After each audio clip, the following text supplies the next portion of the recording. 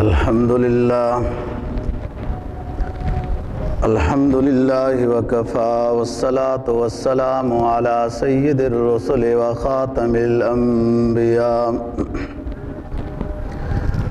وعلى آله وأصحابه الذين أوفوا عهدا الذين هم خلاصة العرب العرباء وخير الخلائق بعد الأنبياء. أما بعد فأعوذ بالله من الشيطان الرجيم. بسم الله الرحمن الرحيم. ألم نشرح لك صدرك ووضعنا عنك وزرك الذي أنقض ظهرك ورفعنا لك ذكرك فإن مع العسر يسرا إن مع العسر يسرا فإذا فرغت فانصب وإلى ربك فارغب. قال النبي صلى الله عليه وسلم أدعوك بدعوة الإسلام أسلم تسلم. صدق الله العظيم وصدق رسوله النبي الأمي الكريم ونحن على ذلك لمن الشاهدين والشاكرين والحمد لله رب العالمين.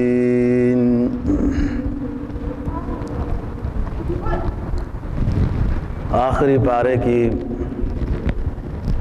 ایک سورت اور جناب نبی پاک صلی اللہ علیہ وسلم کا ایک فرمان تلاوت کیا ہے،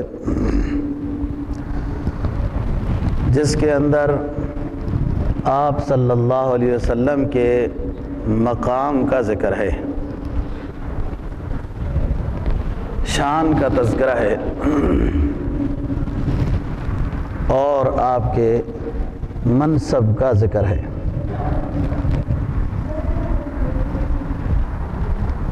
جناب نبی پاک صلی اللہ علیہ وسلم دنیا میں ربیع الاول کے مہینے میں تشریف لائے، اور اتفاق یہ ہے کہ دنیا سے جانے کا مہینہ بھی ربیع الاول کا مہینہ ہی ہے۔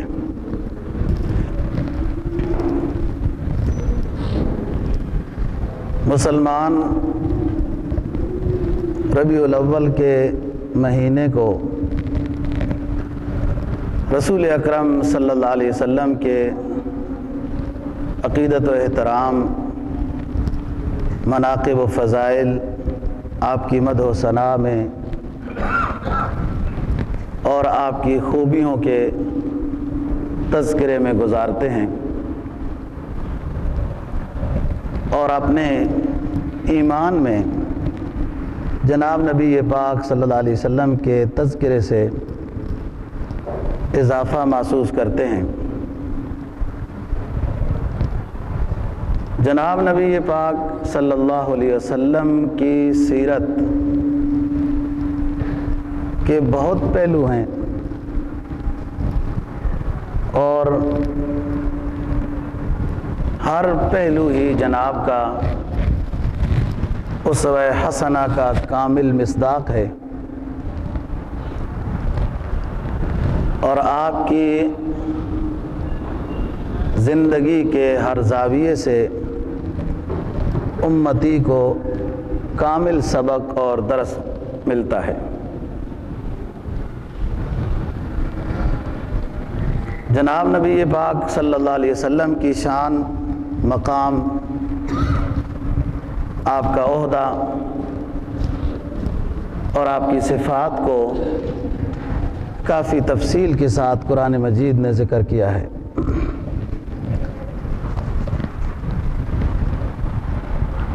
انہی تذکروں میں سے ایک تذکرہ جناب نبی پاک صلی اللہ علیہ وسلم کی شان کا اللہ رب العزت نے سورہ علم نشرح کے اندر ذکر کیا ہے، اور اس میں خصوصی طور پر آپ کے 3 مقاموں کا ذکر ہے۔ پہلا مقام جناب نبی پاک صلی اللہ علیہ وسلم کا یہ بیان فرمایا اللہ تعالیٰ نے، الم نشرح لک صدرک، اے نبی آپ پر کیا ہمارا یہ انعام نہیں ہے کہ ہم نے آپ کے سینے کو کشادہ کر دیا، آپ کے سینے کو کھول دیا۔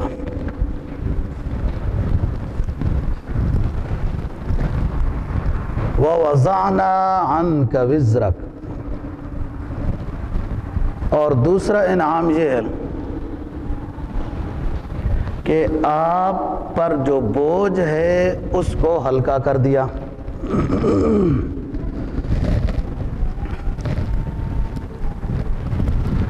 وَرَفَعْنَا لَكَ ذِكْرَكَ، وہ بوجھ جس نے آپ کو بہت تکلیف میں رکھا ہوا تھا اس کو ہلکا کر دیا۔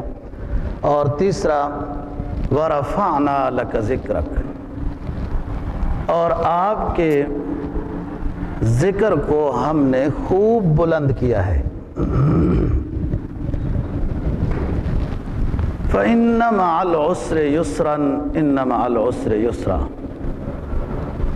ہر تکلیف کے ساتھ آسانیاں ہیں، تکلیف تھوڑی ہے آسانیاں زیادہ ہیں۔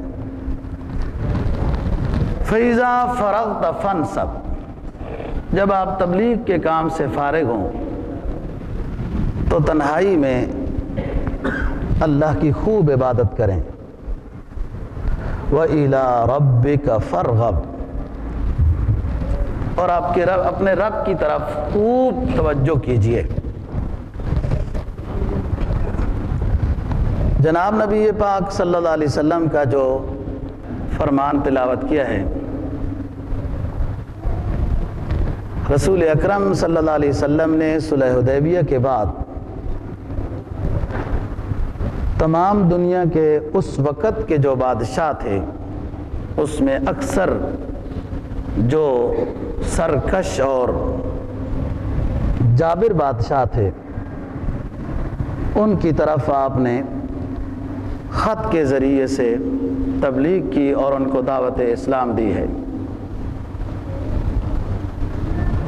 ان خطوط میں آپ کا ایک مرکزی جملہ ہوتا تھا، وہ میں نے تلاوت کیا ہے۔ وہ جملہ ان خطوط میں یہ ہوتا تھا، ادعوک بدعوت الاسلام، کہ میں تمہیں اسلام قبول کرنے کی دعوت دیتا ہوں۔ اسلم تسلم، اگر اسلام قبول کر لو گے تو سلامتی نصیب ہو جائے گی۔ یہ جملہ آپ صلی اللہ علیہ وسلم ہر خط میں لکھواتے تھے۔ تو میں عرض کر رہا ہوں کہ رسول اکرم صلی اللہ علیہ وسلم کی سیرت، آپ کے اقوال، افعال، کردار، آپ کی ظاہری جسد اطہر کی وضاحت، آپ کا چلنا پھرنا، بیٹھنا، آرام کرنا، دیکھنا، ہر ایک چیز میں ہی ایک مبارک قسم کا اسوہ حسنہ ہے۔ آپ کے کھانوں کے انداز میں، لباس کے انداز میں، نہانے کے انداز میں، خوشبو کے انداز میں، چلنے کے طریقے میں، پانی پینے کے طریقے میں، شفقت کے ساتھ پیش آنے کے طرز میں، ہر زاویہ زندگی سے امتی کو درس ملتا ہے۔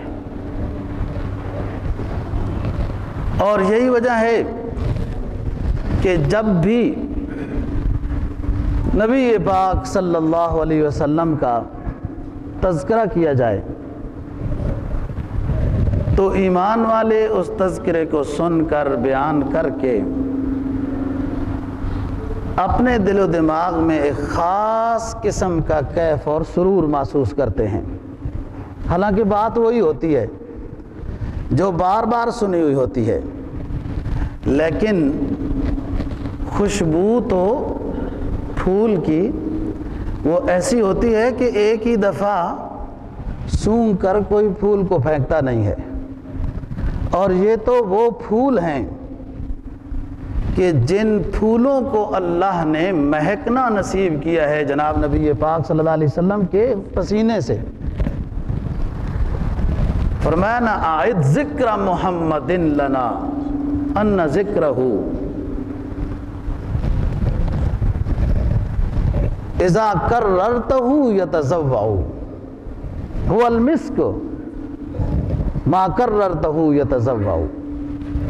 اعد ذکر محمد لنا ان ذکرہ هو المسک اذا کررتہ یتزوع، کہ آپ اپنی مجلسوں میں جناب نبی پاک صلی اللہ علیہ وسلم کا تذکرہ بار بار کریں۔ اور اس تذکرے کی خوبی یہ ہے کہ یہ ایک مشک کی ڈبیا ہے، جب اس کو کھولو گے تو پوری مجلس مہک جائے گی۔ هو المسک ما کررتہ یتزوع، کہ جب اس خوشبو کو کھولیں گے مجلس معطر ہو جائے گی رسول اکرم صلی اللہ علیہ وسلم کے تذکرے سے۔ تو فرمایا الم نشرح لک صدرک، کیا ہے نبی ہم نے آپ کے سینے کو کھول نہیں دیا؟ سینہ کشادہ ظاہری طور پر بھی اور اندرونی طور پر بھی خوبی کی علامت ہوتی ہے۔ کشادہ سینے والا بہادر ہوتا ہے، کشادہ سینے والا سخی ہوتا ہے، کشادہ سینے والا خوبصورت ہوتا ہے۔ الم نشرح لک صدرک کے تحت علماء نے رسول اکرم صلی اللہ علیہ وسلم کے شق صدر کو بھی ذکر کیا ہے کہ 4 مرتبہ جبرائیل علیہ السلام نے رسول اللہ صلی اللہ علیہ وسلم کے قلب اطہر کو چیر کر آب زمزم سے دھویا ہے، اور اس سے اندرونی طور پر روحانی کیفیات کے لحاظ سے کچھ علوم سے قلب اطہر کو اللہ تعالیٰ نے بھرنا تھا، اس لیے دل کو یوں کھولا گیا اور آب زمزم سے دھویا گیا۔ آب زمزم جنت کی نہر ہے۔ کوئی دنیا کا سائنسدان آب زمزم کی تعریف کرے یا نہ کرے، تائید کرے یا نہ کرے، اسلام کافر سائنسدانوں کی تائید کا، تصدیق کا محتاج ہی نہیں ہے۔ اسلام کی ہر ادا ہی خوبیوں والی ہے، اسلام کا ہر پیغام ہی برکتوں والا ہے۔ کوئی بعد میں 1400 سال کے آ کر یہ کہے کہ انگلیاں چاٹنے میں یہ خوبی ہوتی ہے کہ کھانا ہضم ہوتا ہے، اور کوئی ان ظاہری الفاظ کی گفتگو کرنے والے کی بات کو سن کر انگلیاں چاٹنے لگ جائے تو پھر کیا فائدہ؟ اس سے پہلے جناب نبی پاک صلی اللہ علیہ وسلم کی سنت سمجھ کر چاٹتا تو ثواب ہوتا نا۔ آب زمزم جنت کی نہر ہے، اور کتنا پانی نکلتا ہے وہاں، استعمال ہونے کے لحاظ سے یا پوری دنیا میں تقسیم کے لحاظ سے، اور ہر لحاظ سے شفا ہے اس میں، ظاہری بھی باطنی بھی۔ یہاں باطنی مقام دلانے کے لیے شق صدر کیا جا رہا ہے۔ پہلی مرتبہ آپ صلی اللہ علیہ وسلم کی عمر جب 4 سال تھی، حضرت حلیمہ سعدیہ رضی اللہ تعالی عنہا کے گھر میں تھے کہ ایک بچپنے میں کھیل کود کی فطرت انسان میں ہوتی ہے، بچوں میں ہوتی ہے،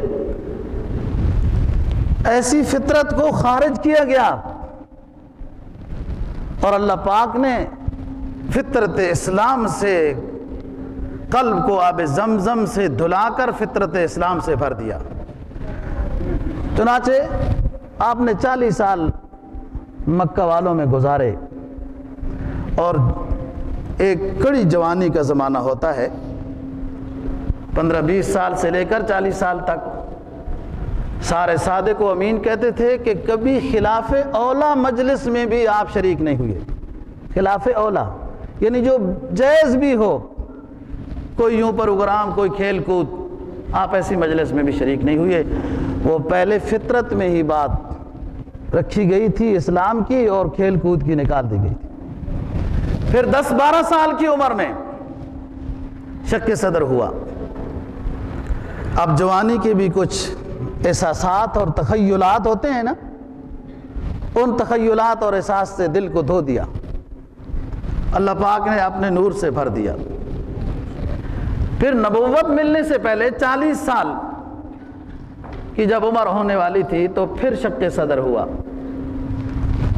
اب بار نبوت کے اٹھانے کی صلاحیت دینے کے لیے قلب اطہر کو آب زمزم سے جبرائیل علیہ السلام نے دھویا، تاکہ اس دل میں بار نبوت برداشت کرنے کی صلاحیت پیدا ہو جائے۔ یہ تیسری دفعہ شق صدر ہوا، اور چوتھی دفعہ شق صدر معراج پہ تشریف لے جانے سے چند لمحے پہلے ہوا، کہ تاکہ جناب میں دیدار ربانی کی صلاحیت پیدا ہو جائے۔ ورنہ قرآن نے تو اصول بیان کیا ہے، لا تدرکہ الابصار وہو یدرک الابصار وہو اللطیف الخبیر، کہ اللہ پاک کو کوئی دیکھ نہیں سکتا اس دنیاوی نگاہ سے۔ تو پھر اس میں صلاحیت پیدا کی گئی، اور سورہ نجم میں بیان کر دیا، ما زاغ البصر وما طغى لقد رأى من آیات ربہ الکبریٰ۔ اس نگاہ نے اللہ رب العزت کی دیدار میں کوئی کمی نہیں چھوڑی، اور بھی بہت ساری نشانیاں اللہ پاک نے معراج میں دکھائی۔ تو الم نشرح لک صدرک ووضعنا عنک وزرک، اور اے نبی کیا ہم نے آپ سے بوجھ کو ہلکا نہیں کر دیا؟ آپ پریشان تھے کہ میں تبلیغ کیسے کروں گا، ماننے والے بہت تھوڑے ہیں۔ آہستہ آہستہ ہم نے آپ کو ایسی جماعت دے دی کہ وہ جماعت آپ کی ہر لحاظ سے جانثار بن گئی، اور آپ کے بوجھ میں وہ شریک ہو گئے، آپ کے بوجھ میں تخفیف کر دی۔ وَوَضَعْنَا عَنْكَ وِزْرَكَ، اور یہ بوجھ بہت بڑا بوجھ تھا۔ جب پہلی دفعہ جبرائیل علیہ السلام آئے تھے اور آپ کو دبوچا تھا، واپس آتے ہوئے آپ کی طبیعت خراب ہونا شروع ہو گئی، اور پھر گھر پہنچ کر آپ نے حضرت خدیجہ رضی اللہ تعالی عنہا کو یہ فرمایا، زملونی زملونی، مجھے چادر اڑا دو، چادر اڑا دو، طبیعت خراب ہو رہی ہے۔ تو یہ بوجھ آپ نے محسوس کیا کہ میں کیسے اس کو دنیا تک پہنچاؤں گا، پھیلاؤں گا، کہ اللہ نے آپ کو آہستہ آہستہ ایسی مبارک جماعت دے دی کہ آپ کے ایک ایک نقطے پر جان کو قربان کرنا یہ فخر سمجھتے تھے۔ حضرت ابو طلحہ رضی اللہ تعالی عنہ میدان احد میں جناب نبی پاک صلی اللہ علیہ وسلم کے سامنے کھڑے ہو کر کفار کا دفاع کر رہے تھے، اور گاتے کیا تھے فخر سے؟ کہتے ہیں نفس الفداء لنفسک یا محمدی،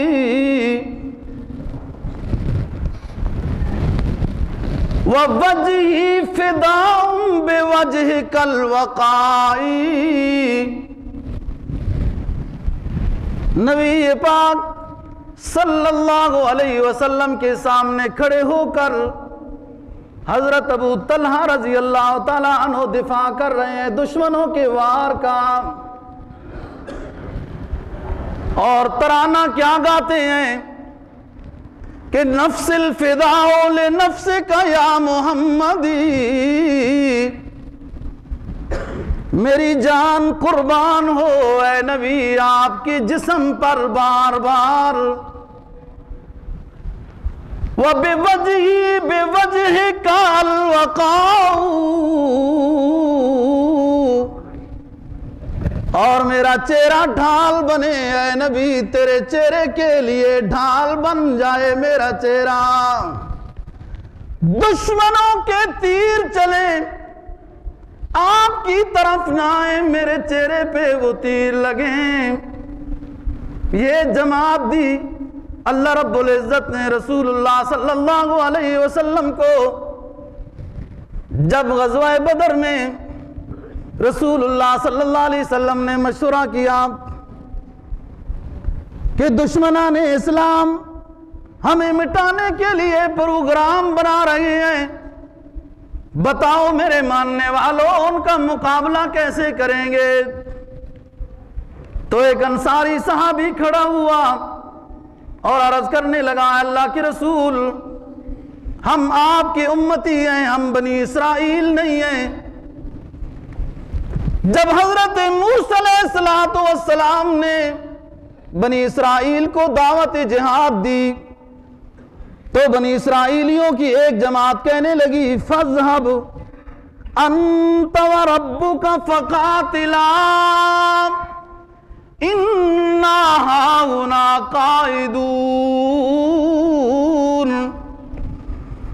موسیٰ علیہ السلام کی جہاد کی دعوت پر بعض بنی اسرائیل یہ کہنے لگے کہ جاؤ موسیٰ اور آپ کا رب جا کر دشمنوں کے مقابلے میں جائے اور جہاد کرے، ہم تو یہاں بیٹھ کر آپ کے جہاد کا تماشا دیکھیں گے۔ غزوہ بدر کے موقع پر، جہادی تشکیل دینے کے موقع پر جناب نبی پاک صلی اللہ علیہ وسلم نے بطور امتحان کے صحابہ کرام رضی اللہ تعالی عنہم سے یہ پروگرام رکھا کہ بتاؤ میرے ماننے والوں، دشمنان اسلام تمہیں مٹانے کا پروگرام کر چکے ہیں، اب اس دشمنی یلغار کا دفاع کیسے ہوگا؟ تو انصاری صحابی کھڑے ہو کر یہ کہنے لگے کہ اللہ کے رسول ہم بنی اسرائیلی نہیں ہیں، آپ کے آگے آپ کے دائیں اور بائیں جہاد کرتے ہوئے ہمیں آپ پائیں گے۔ رسول اللہ صلی اللہ علیہ وسلم نے اس انصاری صحابی کے یہ جملے سن کر تبسم فرمایا کہ امید یہی تھی کہ آپ ایسے، تو فرمایا الم نشرح لک صدرک ووضعنا عنک وزرک الذی انقض ظہرک، ہم نے آپ کے بوجھ کو ہلکا کر دیا، آپ کو جماعت ایسی دی کہ ہر بات پر اپنی جانوں کو پیش کرنے والے ہیں۔ جب رسول اللہ صلی اللہ علیہ وسلم سخت بیماری کی حالت میں تھے اور نماز پڑھانے کے لیے تشریف نہ لا سکے۔ حضرت ابوبکر صدیق رضی اللہ تعالیٰ عنہ کو نماز پڑھانے کے لیے حکم دیا، جماعت کھڑی ہو گئی، حضرت ابوبکر صدیق رضی اللہ تعالیٰ عنہ امام بن گئے۔ آپ نے حجرہ مبارک کے پردے کو ہٹا کر صحابہ کرام کی جماعت کو دیکھا کہ حضرت ابوبکر صدیق رضی اللہ تعالیٰ عنہ کے پیچھے نماز پڑھ رہے ہیں تو آپ مسکرانے لگے۔ علماء سیر نے عجیب بات لکھی کہ رسول اللہ صلی اللہ علیہ وسلم کیوں مسکرائے؟ لکھتے ہیں اس لیے مسکرائے رسول اللہ صلی اللہ علیہ وسلم کہ جس مقصد کے لیے اللہ نے مجھے بھیجا تھا کہ دین کی اشاعت ہو، دین کی تبلیغ ہو، وہ مکمل ہو چکا ہے۔ اتنی بڑی جماعت تیار ہو گئی تبلیغ کے لیے، جیسے میں نے حکم دیا اس کے مطابق نماز پڑھ رہے ہیں۔ اور قرآن مجید نے نبی پاک صلی اللہ علیہ وسلم کی بعثت کا تذکرہ کیا، فرمایا وَالَّذِي أَرْسَلَ رَسُولَهُ بِالْهُدَى وَدِينِ الْحَقِّ لِيُظْهِرَهُ عَلَى الدِّينِ كُلِّهِ وَالَّذِي أَرْسَلَ رَسُولَهُ بِالْهُدَى وَدِينِ الْحَقِّ لِيُظْهِرَهُ عَلَى الدِّينِ كُلِّهِ وَكَفَى بِاللَّهِ شَهِيدًا۔ اللہ رب العزت فرما رہے ہیں کہ میں نے آخری رسول محمد عربی صلی اللہ علیہ وسلم کو بھیجا ہے۔ ارسل رسولا بالہدی ودین الحق، اس کو آسمانی علوم سے سرفراز فرمایا اور اس کی گویائی میں وہ حکمت اور فراست رکھی ہے۔ اس نبی کی گفتگو میں وہ حکمت و فراست، وہ حق و صداقت کے انمول وہ موتی رکھی ہے کہ میرا نبی جدھر جدھر بھی وہ موتی بکھیرتا جاتا ہے دنیا مستفید ہوتی جاتی ہے۔ فرمایا قدم قدم پہ رحمتیں، نفس نفس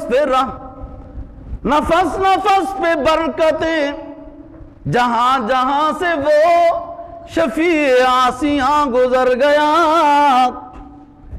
قدم قدم پہ برکتیں، نفس نفس پہ رحمتیں، جہاں جہاں سے وہ شفیع عاصیاں گزر گیا۔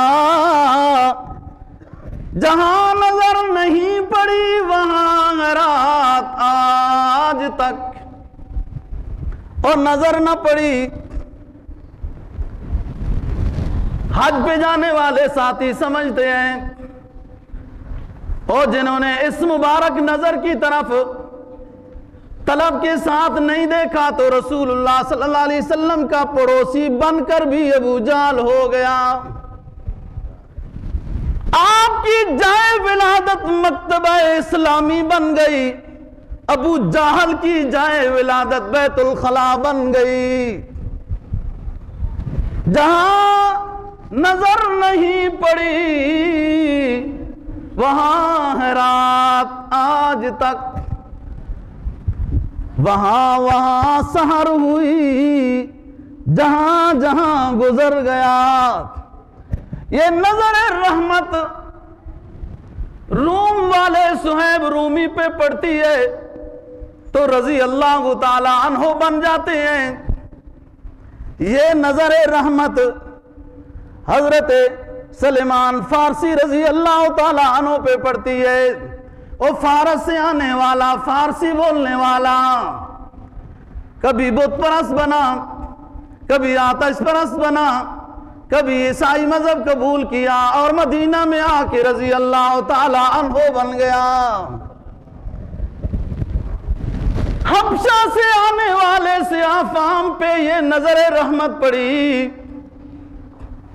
حبشہ سے آنے والے سیاہ فام پہ یہ نظر رحمت پڑی تو نبی پاک صلی اللہ علیہ وسلم کی مجلس میں آپ کی معیت میں، آپ کی صحبت میں وہ مقام ملا کہ معراج کے سفر میں جنت میں پہلے آپ کی جوتیوں کی آواز آ رہی تھی۔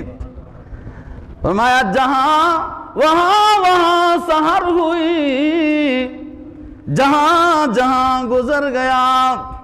فرمایا هو الذی ارسل رسولہ بالہدی ودین الحق لیظہرہ علی الدین کلہ۔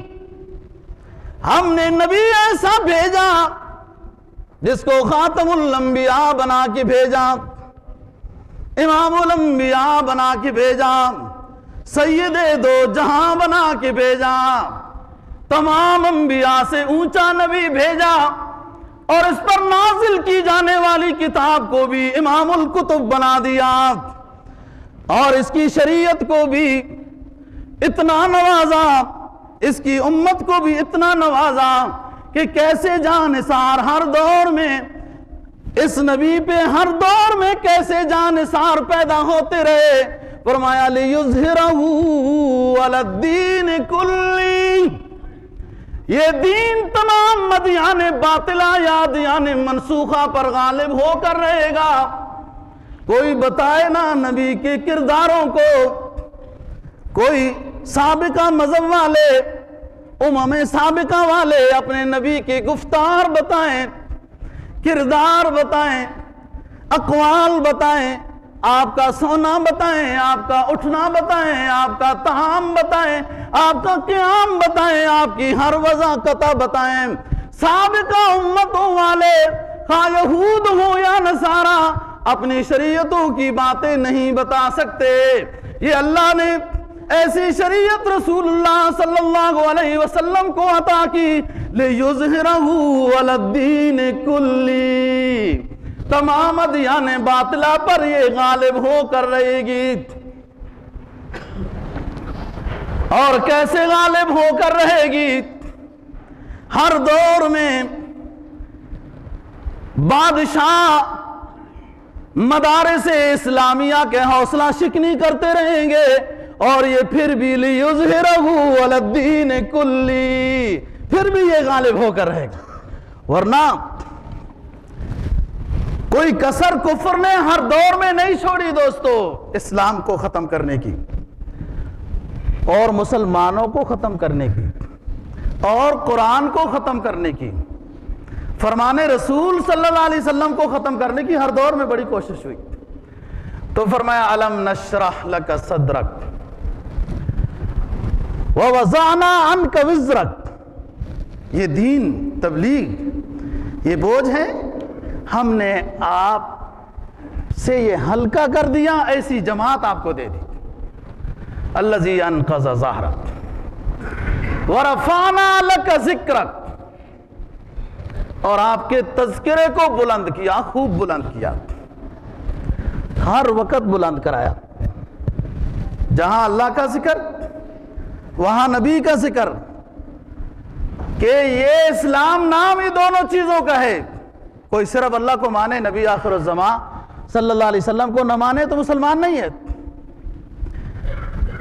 وَرَفَعْنَا لَكَ ذِكْرَكَ، کفار نے ایک بات کہی تھی جب آپ کے بیٹے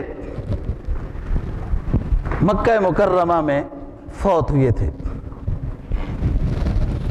کہ کوئی پریشانی کی بات نہیں ہے، اس کا وارث ہی کوئی نہیں ہے،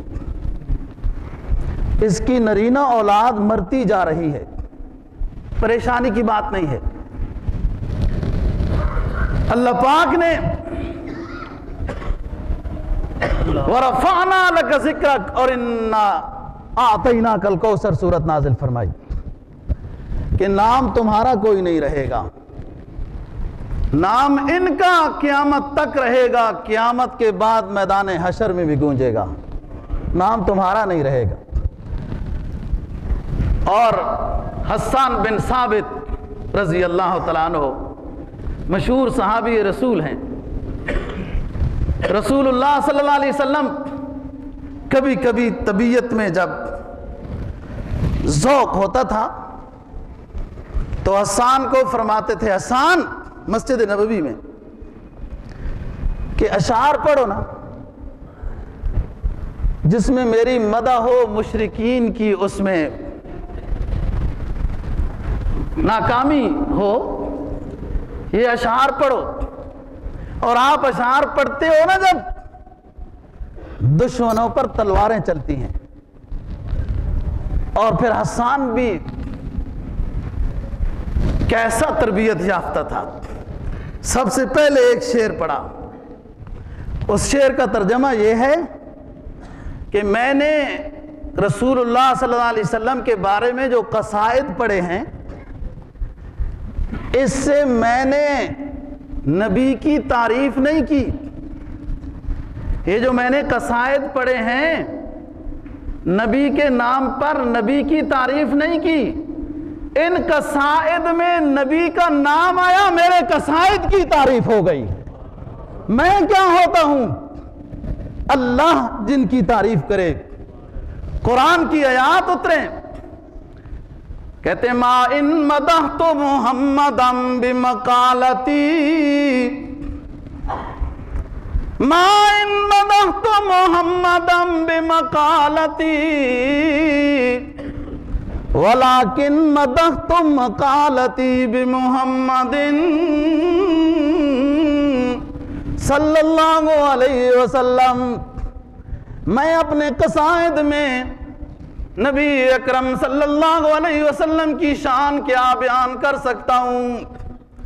ہاں اتنی بات ضرور ہے کہ میرے قصائد کو مقام مل گیا تذکرہ محمد صلی اللہ علیہ وسلم کی وجہ سے۔ اور پھر آگے کہتے ہیں ضم الالہ اسم النبی الى اسمہ، ضم الالہ اسم النبی الى اسمہ، کہ اللہ رب العزت نے اپنے نام کے ساتھ اپنے محبوب پیغمبر محمد عربی صلی اللہ علیہ وسلم کا تذکرہ کیا ہوا ہے۔ ضم الالہ اسم النبی الى اسمہ،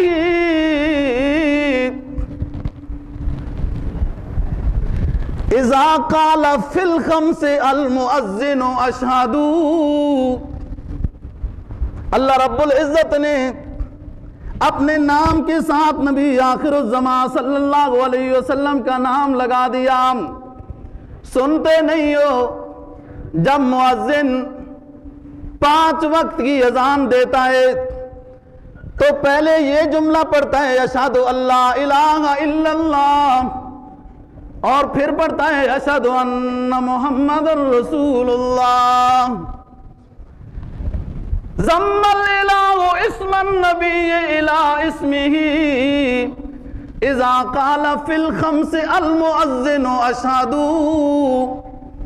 ہر جگہ میں اللہ رب العزت نے اپنے نام کے ساتھ رسول اللہ صلی اللہ علیہ وسلم کے نام کا تذکرہ کیا۔ کلمہ طیبہ پڑھو، کلمہ شہادت پڑھو، ایمان میں داخلے والے کلمے ہیں، لیکن لا الہ الا اللہ، دوسرا جملہ محمد الرسول اللہ۔ کلمہ شہادت میں اشہد ان لا الہ الا اللہ واشہد ان محمدا عبدہ ورسولہ، وشق لہ من اسمہ لیجلہ، فذ العرش محمود وہذا محمد۔ اللہ رب العزت نے اپنے نام محمود کو چیرا ہے۔ اللہ رب العزت نے اپنے نام محمود کو چیرا ہے، اور چیر کر عربی گرامر کے لحاظ سے اس کو توڑ پھوڑ کر پھر اس محمود نام سے نام محمد بنا دیا۔ یہ کوئی بعد میں آنے والے لوگوں کے قصائد نہیں ہیں دوستو، یہ رسول اللہ صلی اللہ علیہ وسلم کے صحابی حسان بن ثابت رضی اللہ تعالیٰ عنہ کا کلام پیش کر رہا ہوں، جو نبی پاک صلی اللہ علیہ وسلم کے سامنے بھی پڑھا کرتے تھے۔ اور پھر کیا کہتے ہیں وَأَحْسَنُ مِنْكَ لَمْ تَرَ قَطُّ عَيْنٌ وَأَجْمَلُ مِنْكَ لَمْ تَلِدِ النِّسَاءُ۔ کہتے ہیں رسول اللہ صلی اللہ علیہ وسلم کے بارے میں حسان بن ثابت کہ اے نبی اللہ پاک نے آپ کو اتنا خوبصورت بنایا، اتنا خوبصورت بنایا کہ کسی نگاہ نے بھی ایسا حسین نہیں دیکھا ہوگا۔ وَأَحْسَنُ مِنْكَ لَمْ تَرَ قَطُّ عَيْنٌ وَأَجْمَلُ مِنْكَ لَمْ تَلِدِ النِّسَاءُ۔ اور کسی ماں نے بھی اتنا پیارا بیٹا جب سے دنیا بنی جب تک رہے گی، اتنا پیارا بیٹا کسی ماں نے نہیں جنا ہوگا جتنا آمنہ نے جتنا پیارا بیٹا جنا ہے۔ وَأَحْسَنُ مِنْكَ لَمْ تَرَ قَطُّ عَيْنٌ وَأَجْمَلُ مِنْكَ لَمْ تَلِدِ النِّسَاءُ۔ خُلِقْتَ مُبَرًّا مِنْ كُلِّ عَيْبٍ كَأَنَّكَ قَدْ خُلِقْتَ كَمَا تَشَاءُ۔ اے نبی، اللہ رب العزت نے آپ کو اتنا پیارا بنایا کہ خود اپنی کتاب میں آپ کی تشبیہ کو سورج کے ساتھ دے دیا اور یہ کہہ دیا اِنَّا أَرْسَلْنَاكَ شَاهِدًا مُبَشِّرًا وَنَذِيرًا وَدَاعِيًا إِلَى اللَّهِ بِإِذْنِهِ وَسِرَاجًا مُنِيرًا۔ اے نبی، ہم نے آپ کو اپنی الوہیت کا گواہ بنا کر بھیجا ہے۔ اِنَّا أَرْسَلْنَاكَ شَاهِدًا، اے نبی ہم نے آپ کو اپنی الوہیت پر گواہ بنا کر بھیجا ہے۔ شاہداً ومبشراً ونذیراً وداعیاً إِلَى اللَّهِ بِإِذْنِهِ وَسِرَاجًا مُنِيرًا، اور آپ کو روشنی والا سورج بنا کر بھیجا ہے۔ روشنی والا اللہ رب العزت نے رسول اللہ صلی اللہ علیہ وسلم کو روشنی والا آفتاب کہا ہے، اور اس پر جناب قاری محمد طیب صاحب معتمم دارالعلوم دیوبند نے ایک کتاب لکھی 3 جلدوں میں رسول اکرم صلی اللہ علیہ وسلم کی صفات پر کہ آفتاب ربانی ہے، ایک آفتاب ربانی ہے، آسمانوں پہ چکر لگاتا ہے، اور ایک آفتاب ربانی ہے جو زمین پہ مدینہ میں مقیم ہے۔ سراجم منیرا، او پڑھے لکھے بلو ایریا والو، تم تو بڑے جانتے ہو فلکیات کے نظام کو، سائنس کو۔ سورج براہ راست روشنی لیتا ہے اللہ رب العزت سے، چاند روشنی لیتا ہے سورج سے، اور سیارے روشنی لیتے ہیں سورج سے، لیکن کسی فلکیات والے نے یہ نہیں لکھا کہ سورج کہاں سے روشنی لیتا ہے۔ سورج روشنی براہ راست اللہ رب العزت سے لیتا ہے، اس لیے اللہ رب العزت نے اپنے آخری رسول کو بھی سراج منیر کہا کہ یہ آخری رسول میرا دنیا نبوت کے لیے میرا سورج ہے، اور اس کو روشنی براہ راست میرے نور سے ملتی ہے۔ فرمایا یا ایھا النبی انا ارسلناک شاہدا ومبشرا ونذیرا وداعیا الی اللہ باذنہ وسراجا منیرا۔ اور بات کرتا چلوں، جب دن میں سورج ہو، کسی کمرے میں لائٹ جلانے کی ضرورت نہیں ہوتی، سب کچھ نظر آتا ہے۔ حضرت عائشہ صدیقہ رضی اللہ تعالی عنہا تو اپنے سرتاج کے بارے میں تشبیہ دینے کے لیے چاند کے ساتھ معنون کیا، لیکن ساتھ پھر فوراً اپنی غلطی پر احساس ہو گیا۔ سمجھنا بات کو، رات 14ویں رات کو اللہ کا سراج منیر سرکار دو عالم صلی اللہ علیہ وسلم اپنے سین میں آرام فرما رہے ہیں۔